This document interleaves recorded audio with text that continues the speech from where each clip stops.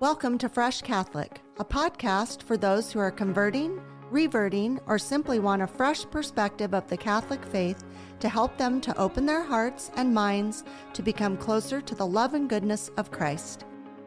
My daily prayer is that I will be a bright light to others, to be filled with the love and light of Christ, so that when people look at me, they see Him radiating out from me for His glory. Hello and welcome. I'm Lori Balderas, and I'm so happy you're here. Well, before we get started in this episode, which is going to be entitled, What is Truth? I just want to point out to those of you who are watching on YouTube that I'm dressed in somewhat patriotic attire. And there's a reason, because this episode is being presented on the inauguration day of President Trump and J.D. Vance. So I decided I would dress a little red, white, and blue today. And if you're not watching on YouTube yet, head over to YouTube. If you want to watch me in action and my Italian hands and moving around and fixing my hair and fiddling around, you should go to YouTube. It's a different sort of experience. You might as well check it out. Anyway, so that being said, let's move on with this episode today. So I decided that since we are going into a new phase with President Trump and Vice President J.D. Vance, I just keep flubbing up their names. Come on, Lori, get it together. It's just that I haven't been saying it yet. So now that I'm going to be saying it all the time, I'll get my act together. So it just got me to thinking that we have been living in a certain sort of way for the past few years. And without throwing anybody under the bus, I'm just going to say it like that. And, we've all been kind of walking on eggshells for the past few years. We have been very hesitant to say our opinions. We have been very hesitant to be proud that we're Catholic, or proud that we're Christian, or proud that we have a heterosexual marriage, or proud that we are living a traditional life. And anytime we might have had an idea that might be different than what we thought the masses were thinking, we were silenced. We were told we were going to be canceled, and many of us were. You couldn't say anything that you actually felt. You had to switch all your thought process to pacify the mob, as I will call it. And it's been a very strange way to live. We had COVID, which was strange enough, switching how we lived our lives. We were all in that together. It was a global pandemic. It wasn't like just something going on in California or something going on in Germany. It was the whole world. And we were all kind of sucked into that together, weren't we? And so on one hand, that was an interesting concept because we were all in it together. So we were being understanding of what we could and couldn't do. However, we were told we must do X, Y, Z. And I won't get into all the things that we were told we had to do. There were many. There were many things we had to give up. There were many things we were told we could not do, absolutely not at all. Some people were arrested. Some people were fired. Some people definitely lost their family members. Some people missed their family members passing away because they were given restrictive rules that you could not break. And we all, for the most part, adhered to those.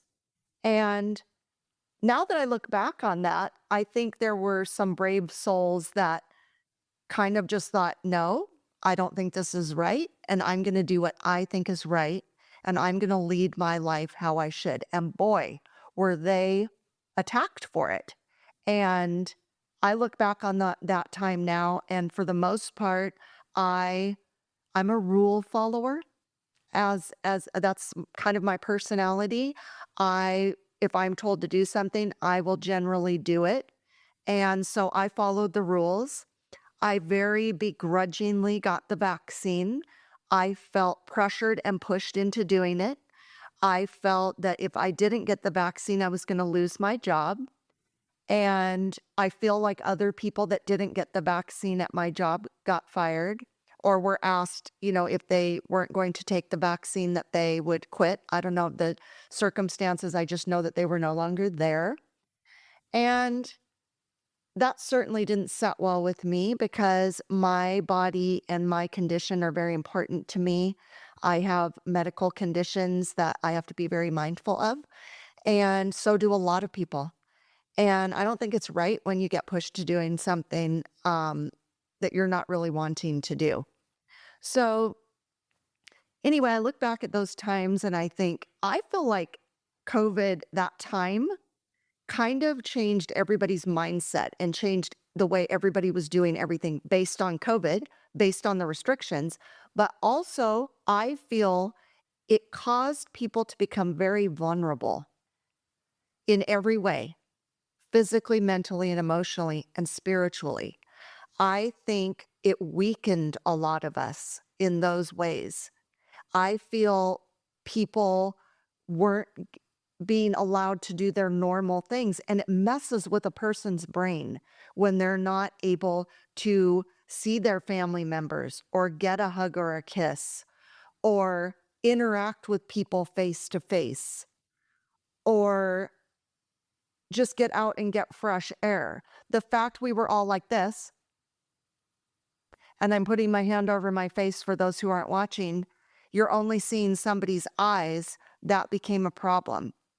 It's hard to understand people. You can't read their lips if you have a hard time hearing. Children certainly suffered because they couldn't see our expressions. I mean, we all know we all suffered in that time, but I feel there was some definite misguiding and definite manipulation going on then. And it was hard to know who to trust.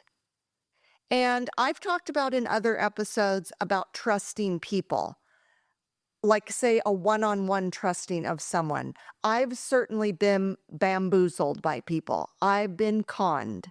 I've been lied to. I've been cheated on. Um, and that is one issue when you're dealing with people on a one-on-one instance and you don't know who to trust.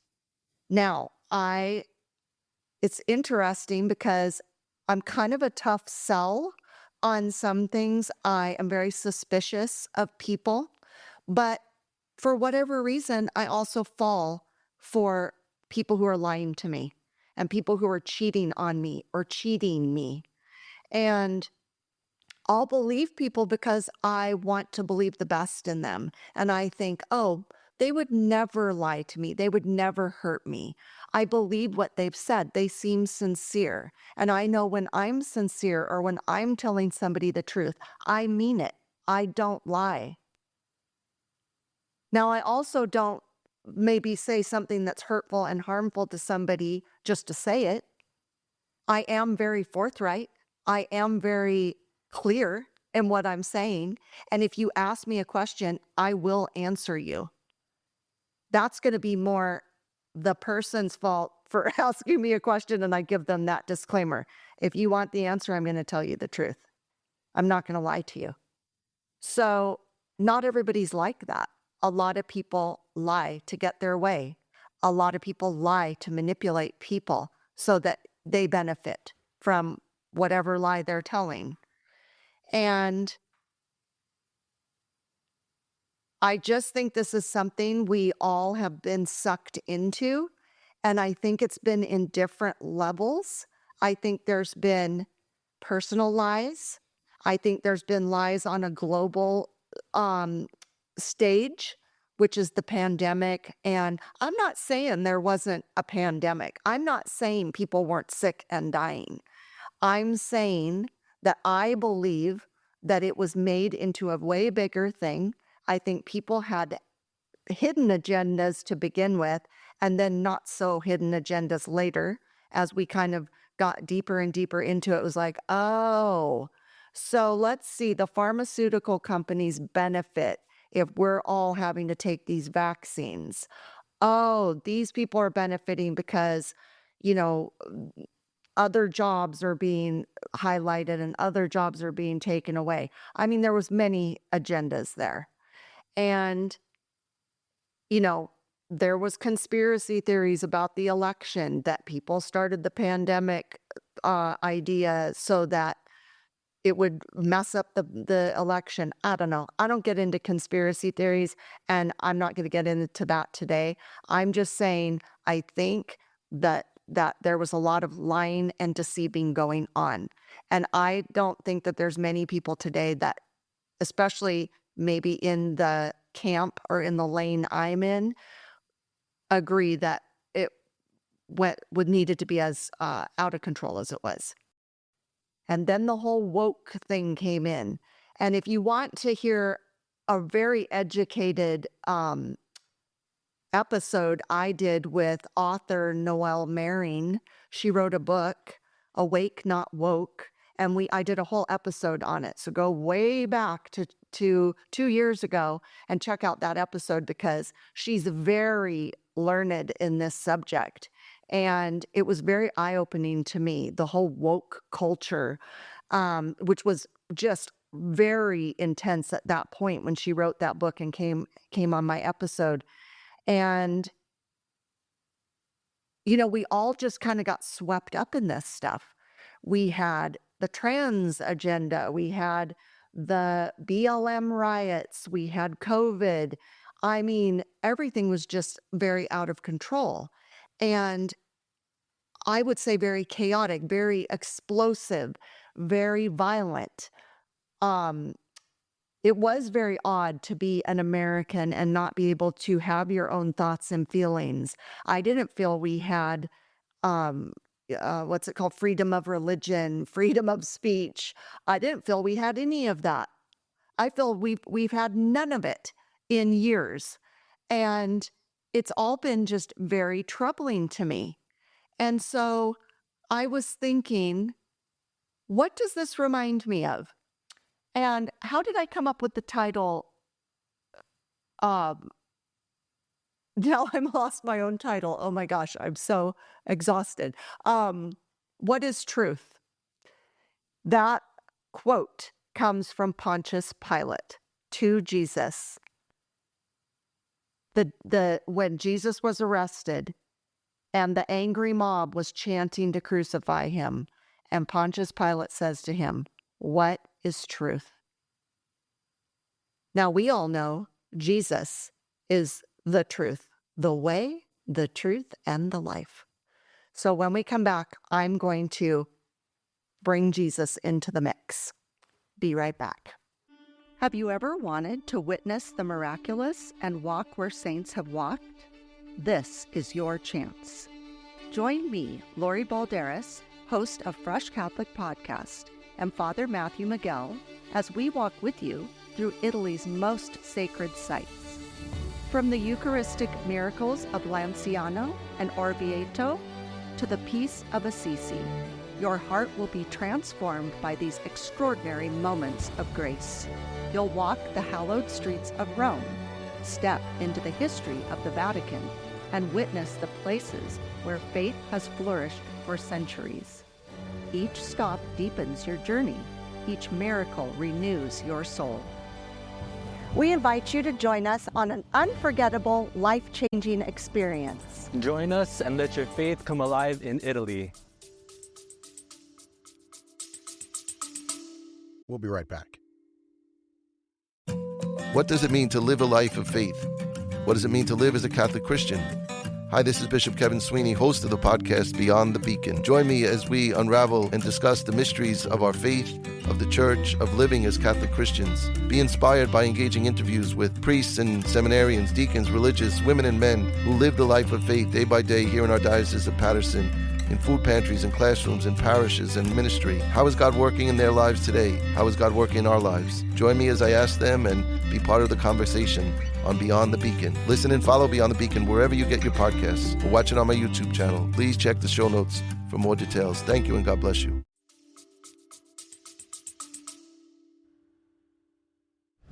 And we're back. So, like I was saying before, very chaotic last few years. I was saying that the title of this comes from Pontius Pilate when Jesus was arrested. And it got me to thinking that, a lot of people don't want the truth to be out in the world. They live in darkness. They live in the dirty little corners of the world where they're just scrounging around, doing their dirty deeds, doing things they shouldn't be doing, not following the Lord, not following the 10 Commandments, not doing what they know to be right. And it just got me to thinking that back in Jesus's day, imagine Jesus, our beautiful Jesus. He couldn't be more truthful. He couldn't be more honest. He couldn't be more good and holy and amazing. But he was such a threat to everyone around him. Not everyone. A lot of people loved him. A lot of people believed him. A lot of people followed him. Kind of sight unseen. He would say, "Follow me," and they would literally drop everything to follow him. Why? Why would they do that? They don't know him. He's just, some of them, John the Baptist knew him because it was his cousin, but why would these people follow him? Well, because he was radiating goodness. He was the Lord. They didn't know that. They finally came to figure it out. But he had that sense about him. He was to be trusted. He was very knowledgeable. He knew things that other people didn't know. If you go back in the Bible, there's so many quotes by different people, by demoniacs, by people who were sick, by people who would come to seek him out. And they would say, "Oh, we know who you are. You're the Son of God." I just thought that was amazing and beautiful back then. But what did that do? That caused the Pharisees, the scribes, the elders to feel very threatened by Jesus. Who is this person? Why is he coming in and trying to change things? He's saying he's God. He's saying he can forgive sins. He's performing miracles. He's raising people from the dead. He's ridding people of leprosy. Who is this person? He's a magician. He's the devil. He's Beelzebul. Come on. They were saying everything they could about him because they wanted everybody's mind to change. So even the people that were witnessing Jesus for themselves, in his presence, just being in his presence, they felt better. They believed him. They knew he was different. Some of them knew he was the Son of God. Some of them knew he was the Messiah, but it took them a little while to really know it because they were watching him perform miracles. How could they say no to that? They saw it for themselves. How, he would change, he changed water into wine. He was walking on the water. All these people saw this. This wasn't one person seeing this. This wasn't a small group of just his apostles and his disciples seeing him doing these things. This was mass amounts of people. And yet, the Pharisees, the scribes, and the elders were trying to convince people that he was bad and he was evil. And it worked. It worked. Many of them changed their mind, or they didn't want to have anything to do with him. They did think he was evil. They were just looking for a way to catch him doing something wrong so that they could arrest him and ultimately crucify him. And it worked. They fell for it. Even Pilate, Pontius Pilate, he didn't want anything to happen to Jesus. He tried to say, I'll give you back a prisoner like I do every year. They wouldn't have it. He couldn't believe it. He was like, who are you? Why are they doing this to you? He sends him over to Herod, who we all know is crazy and evil. Herod didn't want to do anything with Jesus. He sent him back. And then the angry mob chants, crucify him, and that's what happened. And all the people that believed in Jesus and all the people that followed Jesus, they had no voice. They had no way to save him. They were completely pulverized about it. They were completely, just run over, pushed to the side. These lies that they were coming up with about Jesus, his own followers couldn't save him because the other group couldn't stand that he was doing something good and that people wanted to follow him, and he was making a difference. And he was changing people's lives and saving their lives in multiple ways. And it just got me to thinking that, obviously, God had a path for Jesus, and this is exactly what needed to happen in order for him to save all of us from our sins. I understand that. But I guess what I'm trying to say is, in this day and age, when we know something to be true, or there's proof of something, there's medical proof, there's proof from our own eyes, there's proof from our own knowledge, there's proof from our own history. And yet you have these people who are, for their own selfish reasons, for their own benefit, whether it be money, whether it be power, whether it be status, so that they can get what they want, they are doing horrible things to people. And why? Well, like I said, it's for those reasons. But for so long, many of us, not all of us, many of us felt like we had to sit by silently. We couldn't say anything. And what ends up happening is our children started getting very hurt from this. But to me, there was a lot of brainwashing and manipulating going on. And what ends up happening is it just ends up hurting and harming mass quantities of people. And I feel like many of us were in a fog, or many of us, I know there was times where I felt like I had duct tape over my mouth, my hands and feet were tied, and I couldn't do a bloody thing. And that's a horrible way to feel. When you see something happening with your own eyes and people around you are convincing you it didn't happen, it makes you feel crazy. They're gaslighting you.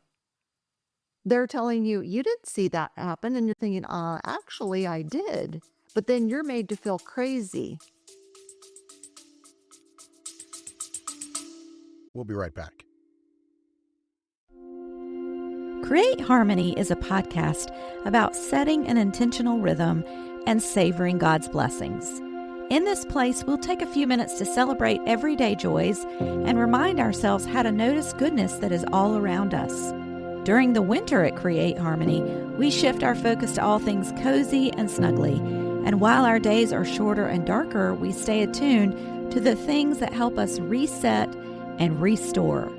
At the start of this new year, our podcast is filled with winter self-care as well as ways to declutter and clear your mind. Check it out.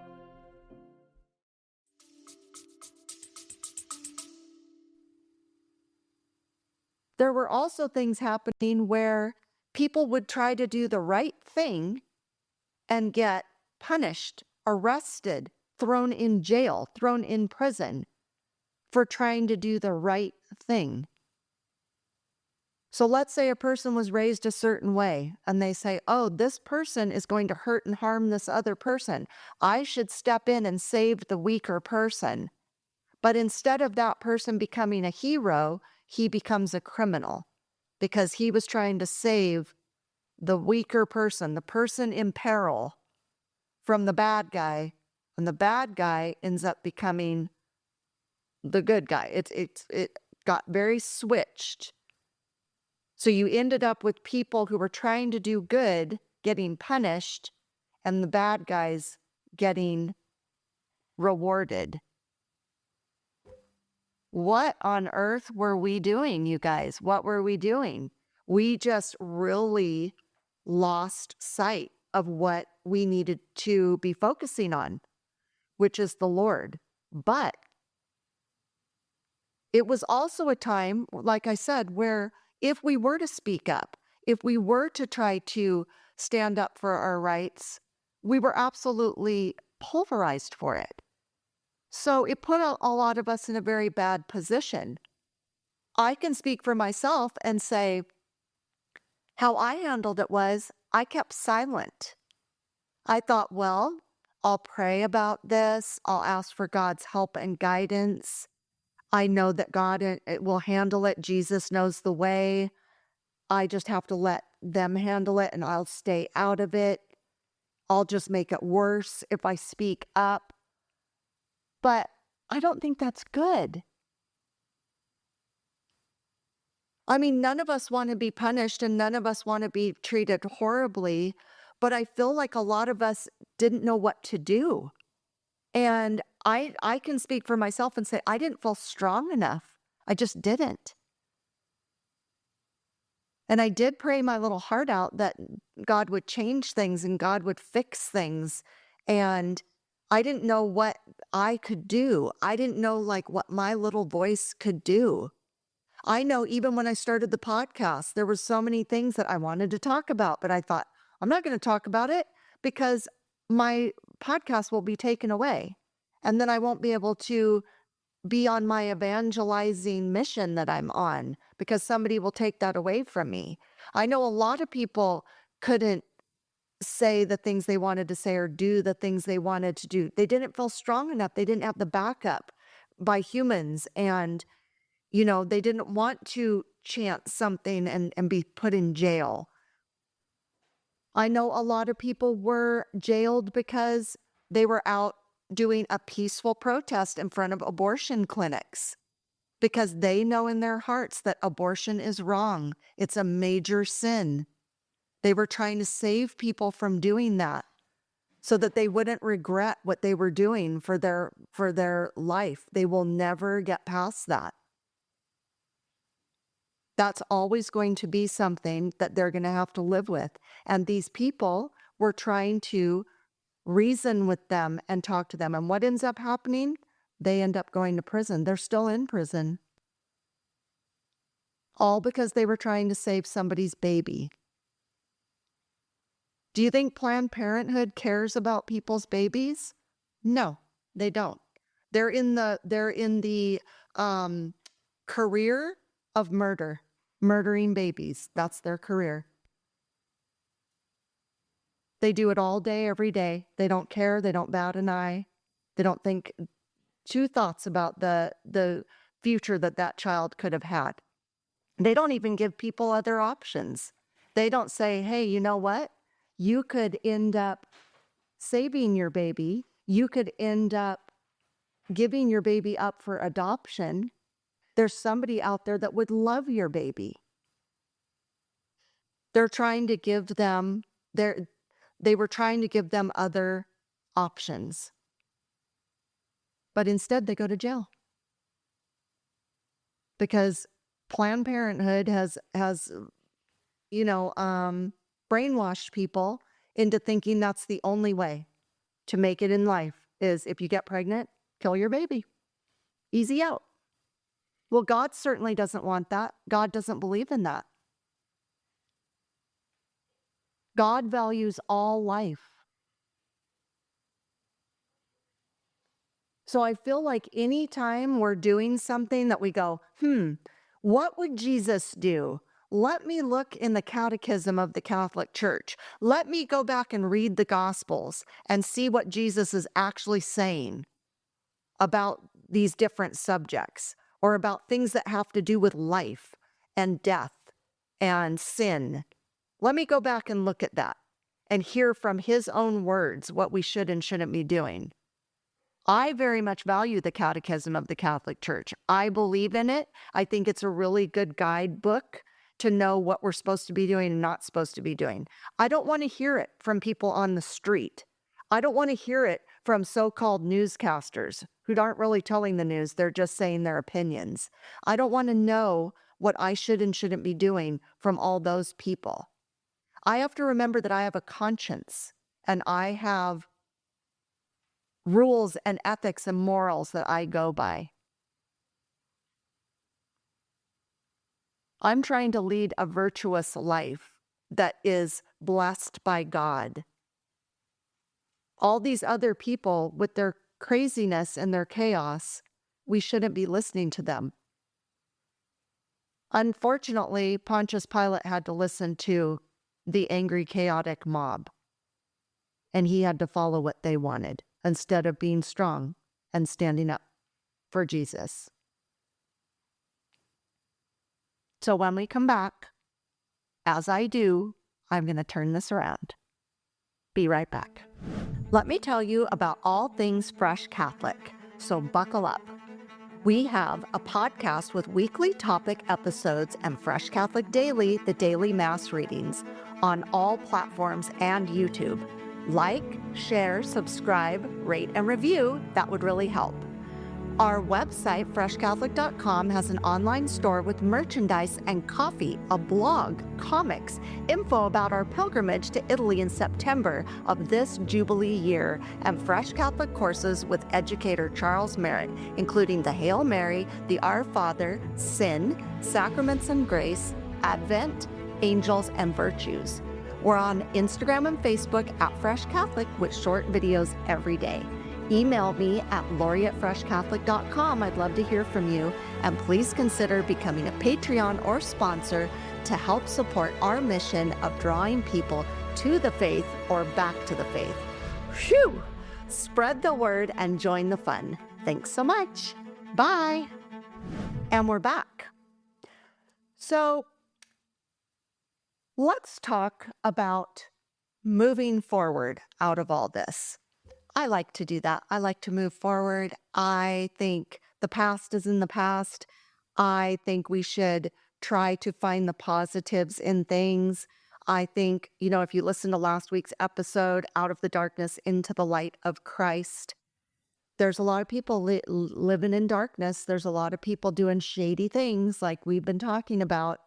And I can't imagine my listeners are in that group, but I think we all know a lot of people that are. And because they're living that sort of lifestyle, we are having to deal with it. We're having to live with it because they are. We're being dragged into things because they want us to be dragged into it. They want us to be dragged into their chaos. They want to be let off the hook for things that they're doing wrong. And that's how they kind of manipulate people and their thinking, because they're thinking, oh, well, I want to do these things, so I'm going to talk this group into thinking it's an okay idea, or jumping on the bandwagon so that we all are in this thing together and we're going to stick together and make everybody else feel crazy and make everybody else feel like they're bad people or Nazis or,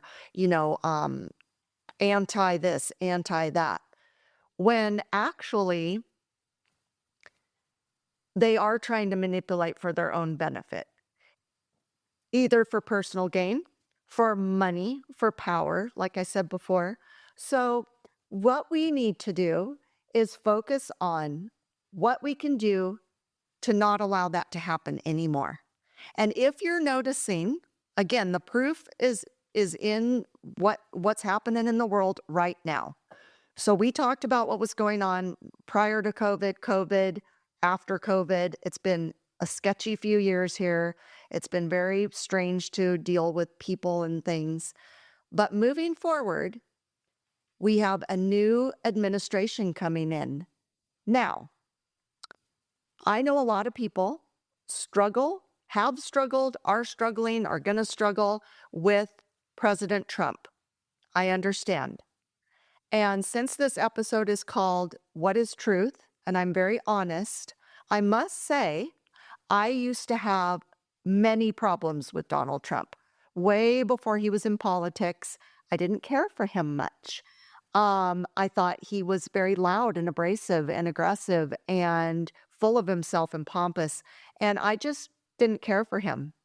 I loved his daughter. I thought she was amazing, but I wasn't too keen on Donald Trump.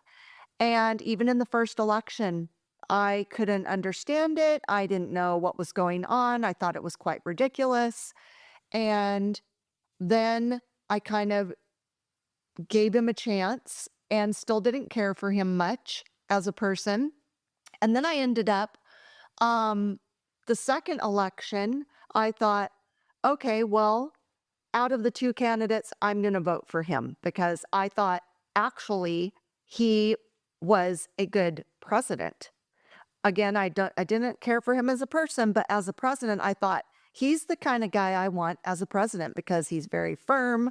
He's somewhat unpredictable, which is good for the enemy because they're never quite sure, what he's going to pull.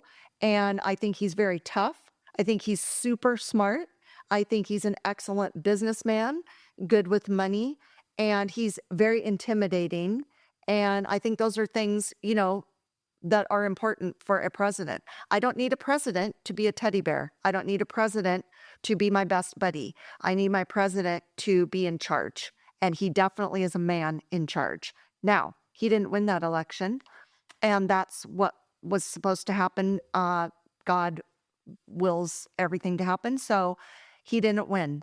And then now, because I think everything went off the rails and everything was so chaotic and so hostile and aggressive in our world, and especially in our country, so divided, everything kind of went too far.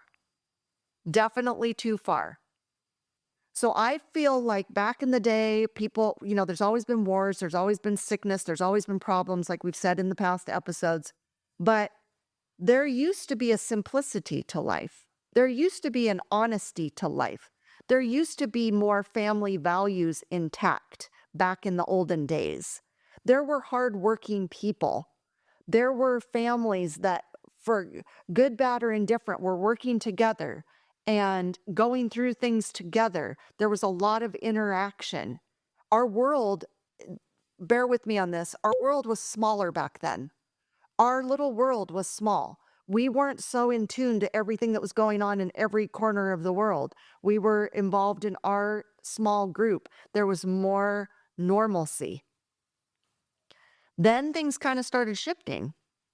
Like in the 60s and the 70s, things kind of started shifting. And it just snowballed. It started snowballing, and things got very out of control. And I feel like it's just gone that way. And now I feel like it went a little bit too far, maybe a lot of bit too far. And what that caused people to do was think, wait a second, how can we get back to some normalcy in our lives? And when you have the contrast of a traditional president and a very not traditional president, I don't even know the word I want to use without bashing anybody, you definitely had two different camps. And I think people were fed up with the chaos and thought, I think we're going to go back this direction, being Donald Trump and J.D. Vance. And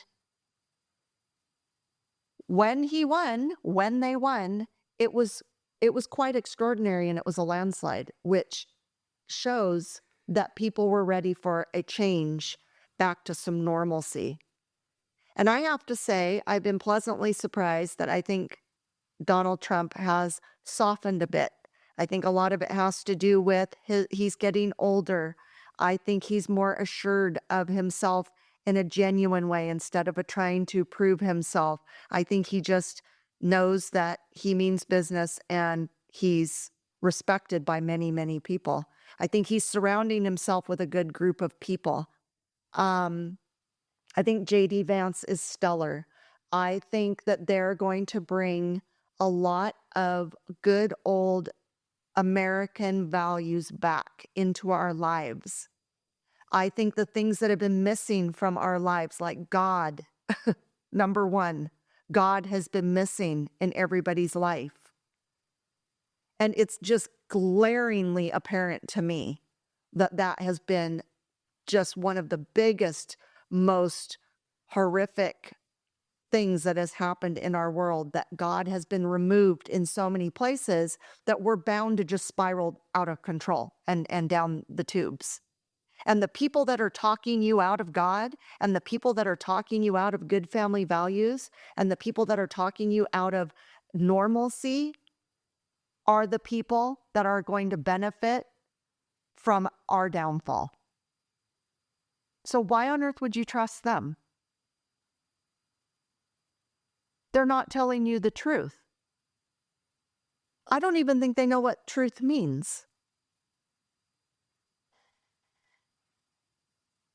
And we've been trusting these people or listening to them. I don't know if all of us have been trusting them, but we've been listening to them and going along with their shenanigans for years. And now, all of a sudden, I feel like there's this upbeat attitude, if you notice. Again, go with your own eyes and ears, go out and actually listen and look and see what people are saying.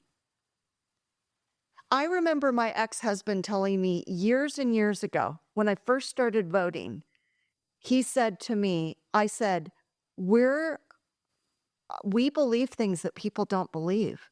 We're in the minority. And he said, no, we're not. You're listening to certain people and they're giving you the impression that the whole United States feels the way they do, but that's not true. And he was right. He was 100% right. And when he told me that, all of a sudden it gave me like a confidence and an assuredness of like, oh, you mean a lot of people think the way we do, and a lot of people love God, and a lot of people want good family values, and a lot of people want to do good things for others? Oh, I thought everybody, were doing these kind of crazy things and leading these chaotic lives, and we're the only ones, leading this traditional life. And he said, no, it's not. That's not true. It's who you're listening to. So I really urge you, excuse me, I really urge you to try to block out these deranged voices, these disordered agendas. I really urge you to listen. Again, go read what Jesus has to say. Listen to your priest. Listen to trusted elders of yours. I know that I have huge trust issues. I don't trust anybody. I know the one person I trusted more, the one human person I trusted more than anybody in the world was my beloved Poppy, who passed away in 2014. And he's the only one, honestly, I've ever trusted. And I now have to put my full trust in Jesus, because most people have an agenda and most people have something that's going to benefit them. We have to seek out the people who want the best for us, who want the best for us personally, for our families, for our country, for our world. And that gets back to simplicity, just simplicity of living a good, healthy, spiritually sound, God-loving, holy life. It sounds simple when I say it, but it's not. When there's all this noise and all these people, screaming at you to think like they do. We all know right from wrong. We all know what's good and bad. It's not worth it to align with people that are doing things that are against the Lord and against our commandments and our morals and our ethics. So again, focus on Jesus. Come out of the darkness into the light. Be healthy, spiritually fit, mentally fit, emotionally fit. All the things we've been talking about so far this year. And I'm very hopeful and I'm very excited for this new presidency. I think there's some really amazing things on the horizon. I think we can go out and have pride for our American flag instead of this, I don't even know the word I want to use. We should be saluting our American flag, not other false flags, if you know my meaning. So try to focus on what's right and good and know that God loves you. You can trust in that. That's the truth. The Lord loves you. The people around you who want the best for you and want to see you thrive and want to see you healthy and happy, that's what is truth. That's the truth. So I hope this helps you. A little bit crazy, but we'll see what happens. We'll see, I just feel like I can finally say what I want to say because maybe now we're allowed to speak our minds and say what we know is the truth. Don't lie. Don't let people make liars out of you. Don't let people manipulate. Easy for me to say, my goodness. Don't let people manipulate you. Have a beautiful, blessed week. God, please bless America. Thank you. Love you. Bye. Thank you for joining me today. Now go out and be a bright light in someone's life. And remember, be focused, be faithful, and be fresh. Fresh Catholic is produced, edited, and recorded in Ventura, California.